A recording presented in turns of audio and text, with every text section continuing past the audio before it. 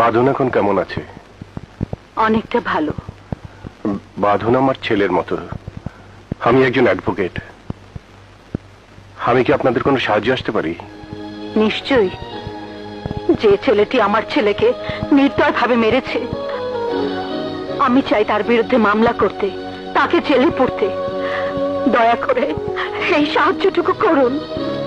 বাবা হয়ে ছেলেকে জেলে পাঠাবো কি করে বলুন? আমি আমার ছেলে রাজীবের হয়ে আপনার কাছে ক্ষমা চাইছি। দয়া করে ওকে ক্ষমা করে দিন। পৃথিবী থেকে মায়ের একমাত্র অবলম্বনকে যে সরিয়ে দিতে চায়, তাকে ক্ষমা করার মতো উদার মন কোনো মায়ের আছে কিনা জানি না, তবে তবে আমার নেই। আমি